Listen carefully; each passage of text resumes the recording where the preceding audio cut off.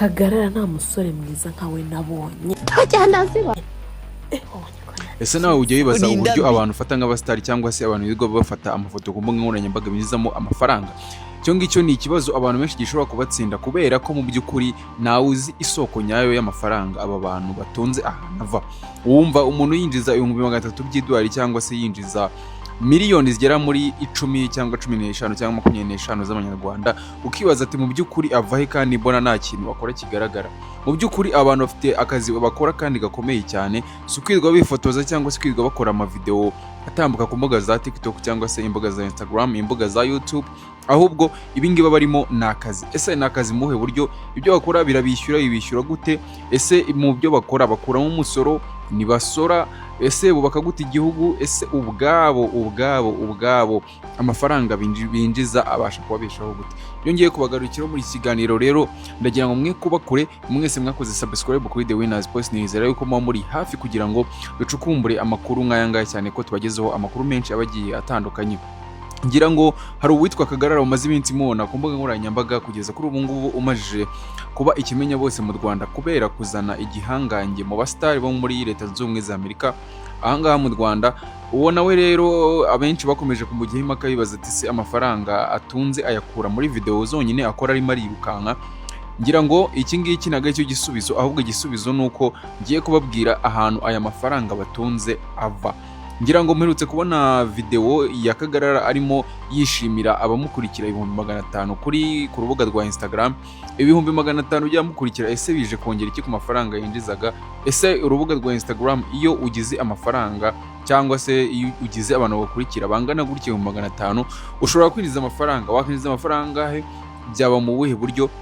Mujya mwumva abantu benshi bavuga ngo uyu nguyu afite abantu runaka bamukurikira ku mbuga nkoranyambaga, cyangwa se afite abantu benshi, afite abantu bake, cyangwa se ukabona nyine bakoze iminsi mikuru yo kwishimira ibyo bintu. Ese ubundi biterwa n'iki? Bungukira hehe kugira abantu benshi bakurikira ku mbuga nkoranyambaga? Birimo inyungu, birimo amahaho, bigenda bite kugira ngo umuntu atungwe n'abantu bamukurikira ku mbuga nkoranyambaga? Reka n'abatindiye rero mite mbyinjiramo neza cyane. Ndagira ngo babwire yuko ikintu cya mbere kiba kuri aba bantu twita aba influencers cyangwa se aba content creators cyangwa se abamufata nk'abastari muri rusange, ikintu cya mbere kibaho nuko babona support cyangwa se babona support iturutse cyane mu bafana. Iyo support rero yo kubafollowinga cyangwa se kubakurikirana, iyi ngiyi ibahesha icyizere mu makampani agiye atandukanye, cyane ko niba ufite abantu 500,000 bagukurikira ku rubuga rwawe, ndizera neza ko uramutse ushyizeho product y'ikigo runaka cyangwa se ibicuruzwa runaka byabonwa n'abo bantu 500,000, kandi muri abo bantu 500,000 ntago haburamo 100,000 bahinduka abakiriya. Iki nicyo kintu mukwiye kumenya cya mbere cyaho aba bantu bakura amafaranga. Ashobora kwambara umwenda wawukunda, wajya kuwushakisha mu iduka ahantu ucururizwa ugasanga ufite igiciro kiri hejuru kubera ko wabonanye umustar. Ibyo ngibyo rero biratuzana ku ngingo ivuga iti ubundi abastari kuki baharanira kugira abantu benshi bakurikirana ku mbuga nkoranyambaga? Mu by'ukuri nkuko nayimaje kubibabwira, iyo umuntu afite abantu benshi bamukurikirana, kampani nyinshi ziramwifuza, kampani nyinshi zifuza kumunyuzaho ibicuruzwa zikora muri rusange, kandi zikanifuza ko yamenyekanisha ibintu izo kampani zikora. Ni ukuvuga ngo rero kampani niba ibwiye umu influencer cyangwa se umustar runaka cyangwa se nka Kagarara, bakamubwira bati turashaka yuko utwamamariza igicuruzwa runaka, azahita abaca amafaranga, wenda nk'300 nka 500. Ayo ngayo ni amafaranga aba agiye kwinjira ku ikofi ye ya buri kwezi, amafaranga atariho umusoro, amafaranga adafite urundi rubanza, kandi amafaranga yinjijwe mu mucyo. Azabaca amafaranga, azajya apostinga igicuruzwa cyabo cyangwa se akivuge, acyambare, cyangwa se anakigaragaza mu mashusho agenda akora cyangwa se mu mafoto agenda akora. Ngira ngo muzi abastari benshi ahangaha mu Rwanda, uzabona bifotozanya ikintu runaka, nk'uyu nguyu Rocky Kimomo, uzabona yifotozanya inzoga, agakora video irimo inzoga, buri karo na buri nguni muzabona inshuro nyinshi bifotozanya inzoga. Muzabona abarimo Bruce Melody bifotozanya icupa rya Vitaro, cyangwa se uwitwa The Ben yifotozanya telefone za Infinix cyangwa se telefone za Tecno. Ayo ngayo aba ari amafaranga aba arimo arinjira, kandi amafaranga yinjira mu buryo bworoshye cyane. Ikindi, hari imbuga nkoranyambaga zihemba amafaranga, bitewe n'abantu barebye content zawe. Nk'ahangaha kuri urubuga rwa YouTube, ahangaha uri gukurikiranira iki kiganiro ni hamwe mu hantu ushobora gukura amafaranga bitewe n'abantu bagukurikiranye, aho baherereye ndetse n'umwanya bamaze bagukurikirana ndetse n'umubare w'abantu bagukurikirana muri rusange. Bikora bite rero? Ni ikiganiro kirekire cyane ku buryo mbisobanuye muri aka kanya bishobora gufata umwanya munini, gusa ndagira ngo wumve yuko bamwe muri aba star mukurikirana ku mbuga nkoranyambaga muri filime zabo ibiki n'ibiki, uru rubuga rurabishyura kandi rubishyura amafaranga atari make cyane, kuko kuri video imwe ushobora kuba warebye wenda ukayireba ntunayirangize, uwo muntu ashobora kubarirwa amafaranga ari hagati y'2,500 ndetse n'5,000 by'amanyarwanda, kandi ari video wenda yakoze atanashoyemo amafaranga.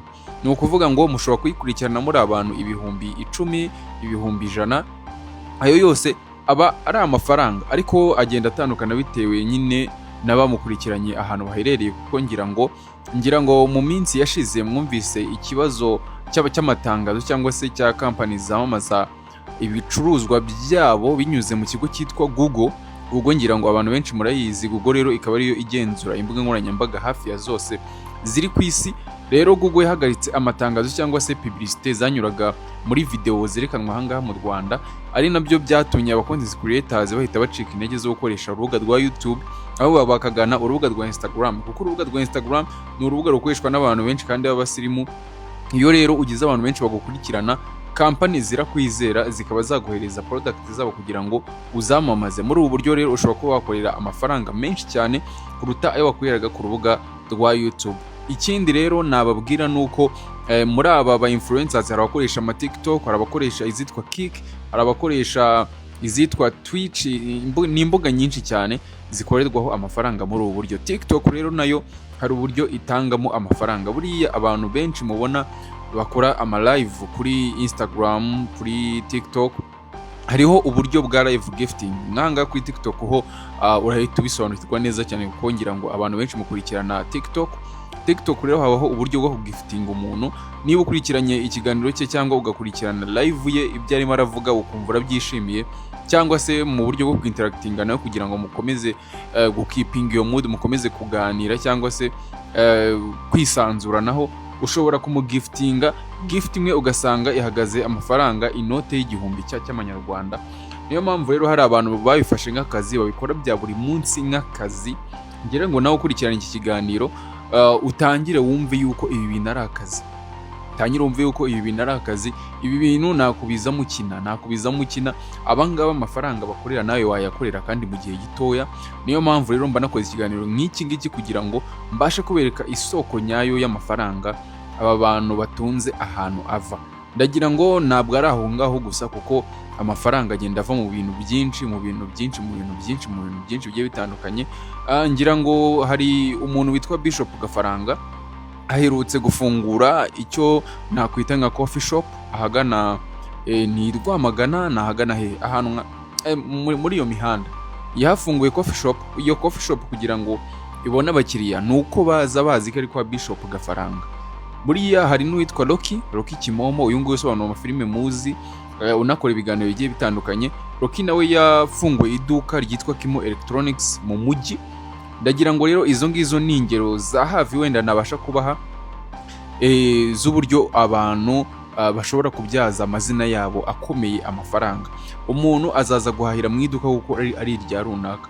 Ntabwo utazwi uzagira abakiriya nk'ab'umuntu uzwi, nk'ab'umuntu ukunzwe, kuko muri abo bakiriya bazaza kuri uwo muntu harimo nabo twakita abafana. Ariko ndagira ngo iki kiganiro tuzakirambure ubutaha ngenda basobanurira akantu kamwe ku kandi n'uburyo izi mboga zigenda zinjizamo amafaranga, uruhande rumwe ku rundi. Ndabashimiye cyane rero, nari mfite iminota mikeya, niyo mpamvu mubona ikiganiro cyihuse, ariko ndabasezeranya yuko mu biganiro byacu by'ubutaha nzabasobanurira mu buryo butomoye ikintu kimwe ku kindi, ku buryo ushobora nawe kubyaza amafaranga izi mbuga nkoranyambaga. Ciao, Nyagasani abahaze uburame. Ndabashimiye mwese mwakoze subscribe kuri The Winners Post. Mukomeze mugire ibihe byiza.